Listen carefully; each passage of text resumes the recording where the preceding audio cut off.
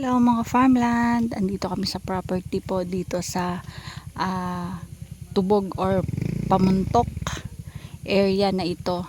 So ayan po ang kalsada, ayan po yung linya ng kuryente, may kuryente po dito, and ang property po ay 1.8 hectares.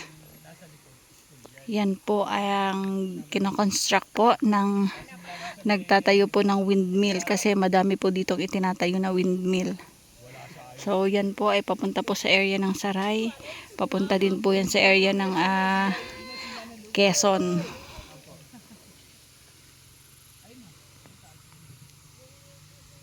Ang property po ay dito sa Sitio Tubog. Ito po ay bundok po ng Paete, Laguna. So tayo papasok ako papunta do sa pinaka property. So ayan, meron din sariling kalsada ang property.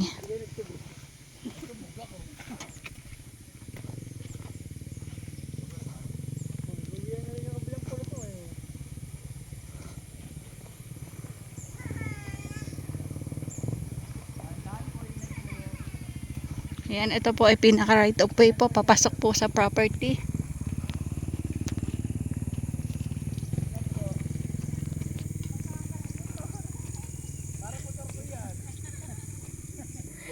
Ayan. Ayan, ito na po yung pinakakalsada po ito. Yan.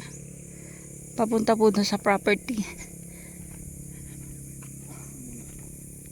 Ayan, ito po papasok po ito ng property, so hindi pa po develop tong pinakakalsada. Pero may kalsada po talaga siya papunta do sa property doon. Ito po ay 1.8 hectares po, located po dito sa bundok ng Paete at ilang kilometro lang po from Tubog Falls mga ka-farmland. So makikita nyo po, simula dyan sa Nara na yan, yan po ay sakop ng property. Ito po ay 1.8 hectares mga ka-farmland.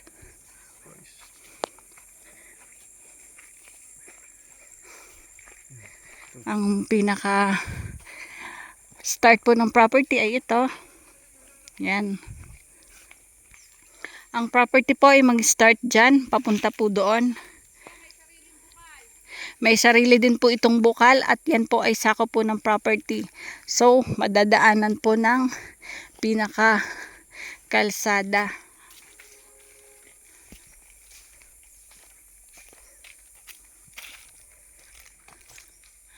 Ang pinaka tanim lang po talaga dito is yung mga ligaw na punong kahoy.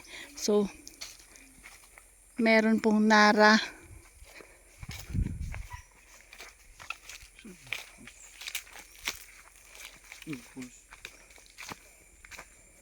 Saan yung pinakabukal?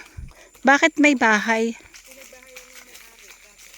Ayan. Oh, dati po may bahay ng may-ari. At ano yun? Ano? Ang boundary, ayun, may bunga na yun. Tapos pa ganon. Tapos pa gano'n na yan. Ay, yung pinakabukal saan?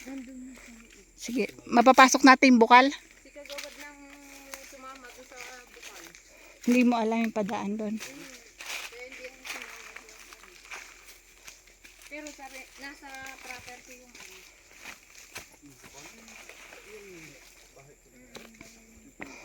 Ito yung dating bahay ng may-ari. Ito yung kubo nila.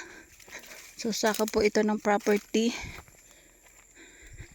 Kukunti lang po ang tanim. More on mga punong kahoy lang po ang nandito mga ka-farmland. Ayan, may tanim silang pa konti-konti na ano, na nyog. Yan o.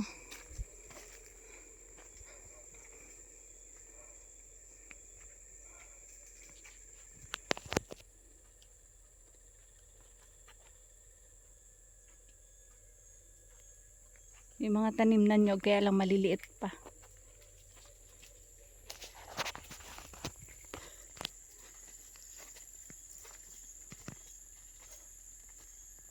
Yung bukal,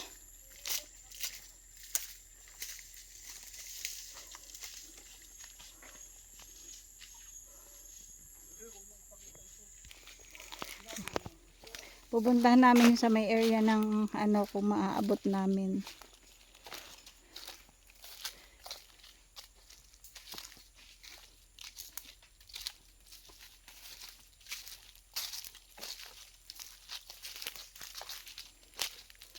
Sa may area ng Bukal. Aray ko.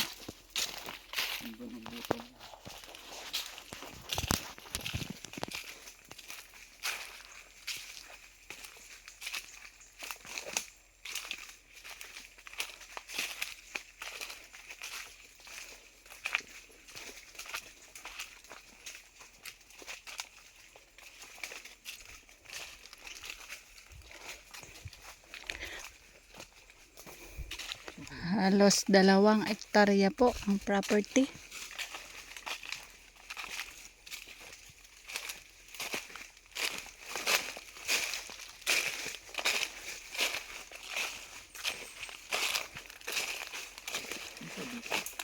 Saan kaya ang Bukal? Dito kaya?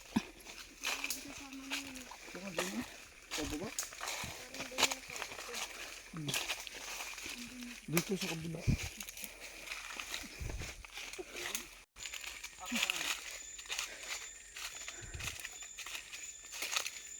Ayan, may tubig po dito. Ha? Parang ano yan eh.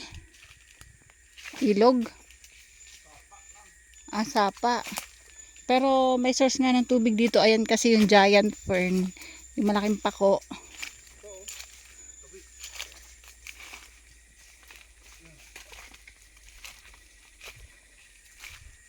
Dito kaya yung Bukal? Ayan oh. Ah, may Bukal nga po dito. Parang sapa. Oo, sapa siya. Pagit kaya ito, no? Bakit ano daw po sa ako pa daw yung bukal na ano, baka yun nandun pa sa taas. Ayan. Meron siyang sapa dito sa loob ng property.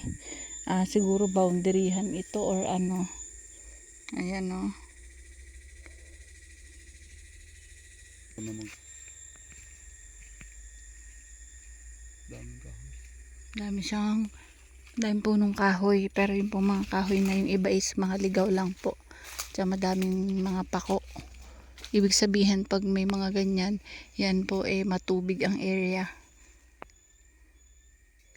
Yung malalaking pako. Tulad niyan. May mga kuhol pa malalaking biyoko. Ang mga biyoko ay nakikuha sa malalamig na area. So pag hinukay yan, meron siyang source ng tubig dyan.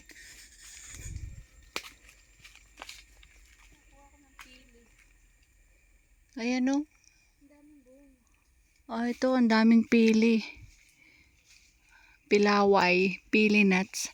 Ayan o, may mga bunga siya. Oo, yan, dyan, tama.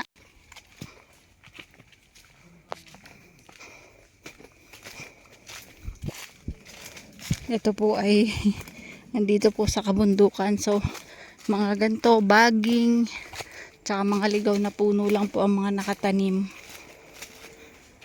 Kung maririnig nyo, yun yung truck.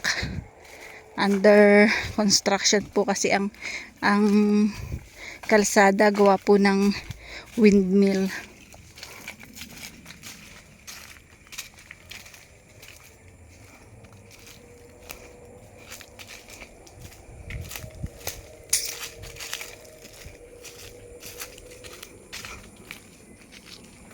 Estimated po ito from main road or barangay road po ay aabot lang ito ng mga 50 meters.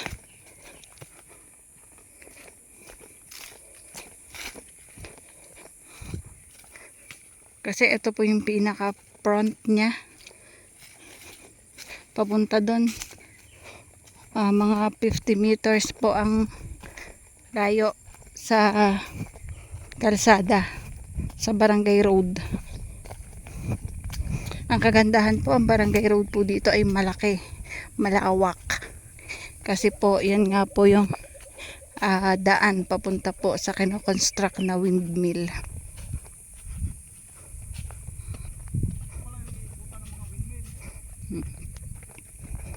Yan, inaayos din po yan at kinakalsadahan kasi meron pong isa dyan mapapapwesto na windmill. Ayan na po yung pinaka main road. Kung makikita nyo po, ang ganda po ng kalsada dyan. Ang laki ng kalsada. Kasi po under construction po yan.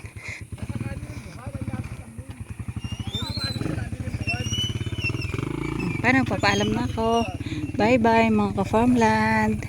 See you for the next videos. God bless po sa ating lahat. Bye bye. Maraming salamat po sa followers, subscribers, and viewers. Bye bye.